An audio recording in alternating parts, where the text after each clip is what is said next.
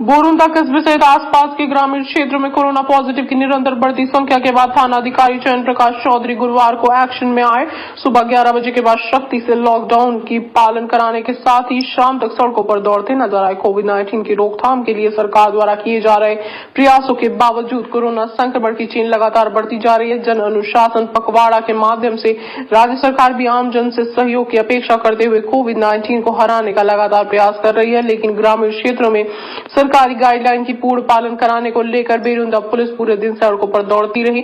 थाना अधिकारी ने विभिन्न शादी समारोह में भी पहुंचकर गाइडलाइन को पालन करने की हिदायत देते हुए आवश्यक निर्देश दिए।